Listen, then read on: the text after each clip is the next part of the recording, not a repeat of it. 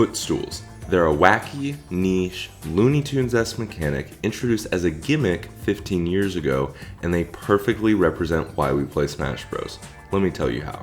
To understand, let me tell you the story of someone we'll call Matt. He's hanging out with the boys and they boot up Super Smash Bros. Ultimate for the Nintendo Switch. He's never played, but he's having fun beating up his friends with goofy items on silly stages. At first, it seemed like a pretty simple party game, but as he played longer, it enthralled him. Behind the simplicity of the gameplay and controls, he saw the rich depth hiding in the shadows. It would reveal itself at a random, fleeting moment, only to crop up again later in an equally unexpected way. This intrigue led Matt to do more research and find out there's actually a competitive scene with prestigious rankings and tournaments with thousands of entrants and tutorials on how to do niche techniques to gain an edge over your opponent in this casual party game? Turns out there are thousands of players who dedicate thousands of hours each to be the best they can be, who optimize the hell out of this quote-unquote casual game just to push their character up one spot on the tier list or themselves up one spot on the rankings. Yes! Footstools epitomize this perfectly. At first, this mechanic comes off as a funny little gimmick.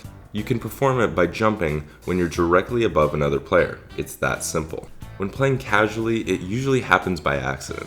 It's a bizarre, almost cartoonish moment that passes just as quickly as it comes because of the chaos of a free-for-all match. From a competitive standpoint, it seems kinda useless. It does no damage, doesn't send the opponent very far, and is hard to combo with since you jump so far away from your opponent in the opposite direction that they're sent. You can't even do it when the opponent is in the middle of an action. But below the surface, Smash's dedicated fanbase has somehow found a treasure trove of competitive uses for Footstools. So what are they? Wait, you're telling me you want to use this gimmicky mechanic to gain an edge in this casual party game? You know what? Based.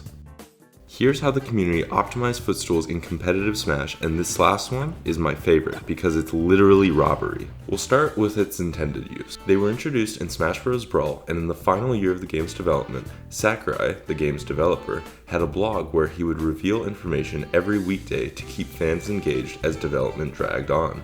One such entry was about Footstools, where he said its strategic value is to perform meteor smashes? Well, meteor smash isn't exactly accurate, but yeah, you can use it to edgeguard in a funny looking way.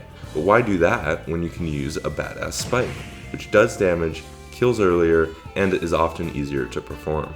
Okay, so what else can they do? When it comes to optimizing and using Footstools at top level, the first pioneer was Kameme, formerly Kamemushi. In May 2016, he entered his second ever tournament that counted for global rankings, Umebura 23, and won by doing this.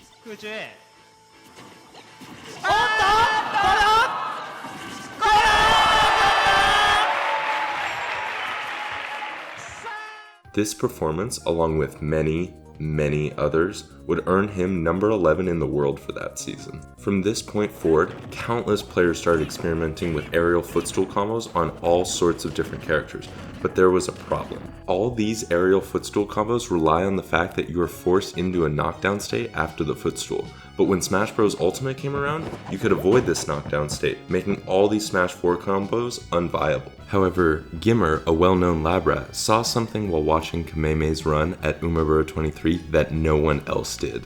The fact that he was starting it with a grounded footstool after shielding an attack. When Ultimate rolled around, he'd use this exact observation to be the new pioneer of footstool discovery. But what makes that observation so special, and what did he find? Well, an opponent pressuring your shield can be a really restrictive situation for the defender, because few characters can punish the variety of safe moves that many characters can spam. Only 8 characters can attack out of their shields in 4 frames or less, but every character can perform a footstool out of shield in 4 frames, because it takes 3 frames to jump out of shield and 1 frame to start the footstool. And many characters can true combo their opponent after the footstool. This by itself was amazing, and by the end of 2021, players were using it seriously in top-level tournament sets. Gimr made several videos of tech involving grounded footstool out of shield. Here's a little mini montage of what he showcased.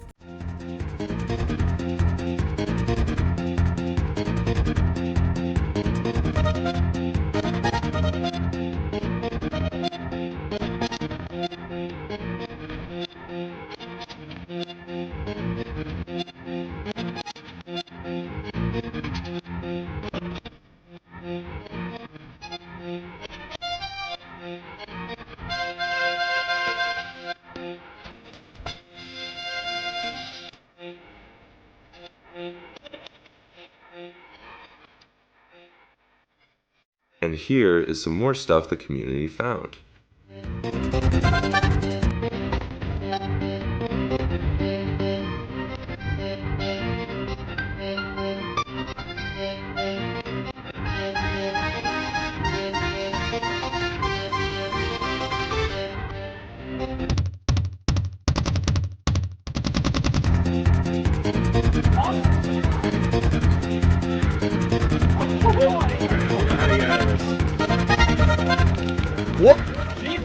What the fuck?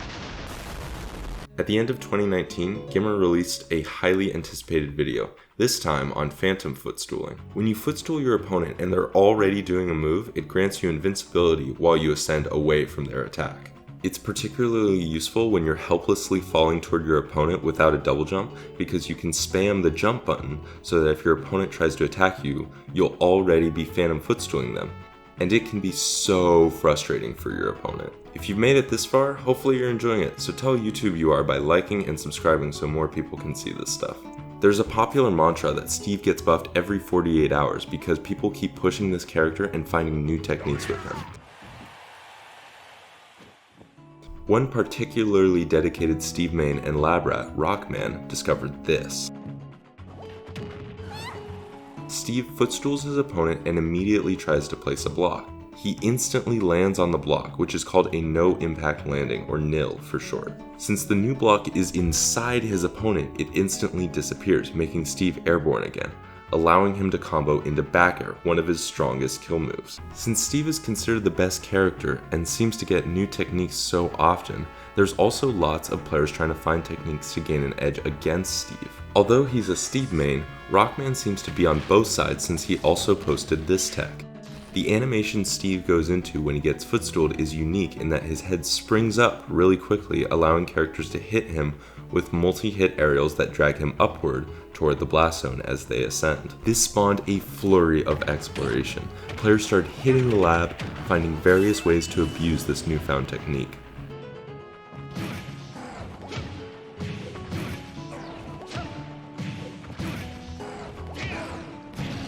Piranha Plant also has a unique footstool animation, but not because of any hurtbox jank. It specifically occurs when you footstool him while he's crouching.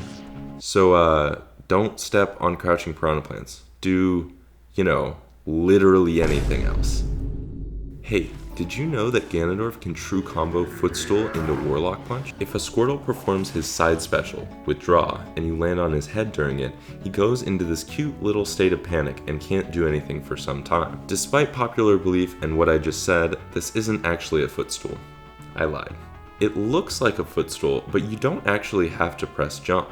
It'll automatically initiate if you simply land on Squirtle. There's a labber named B who posts new things they've labbed out multiple times a week. Now that's dedication.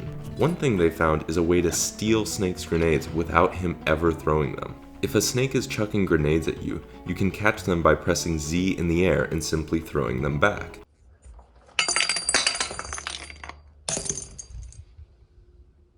That's why most snakes do what's called cooking grenades, which is a fancy term for he's just standing there, menacingly! So if Snake refuses to throw his grenades, just steal them. This works because Snake drops his grenade if this stance is ended prematurely, either by shielding, getting hit, or being footstooled. Which means right after you footstool him, you have a small window to Z-catch the grenade he just dropped. Congrats! Now you've stolen a grenade. Just remember to throw it back.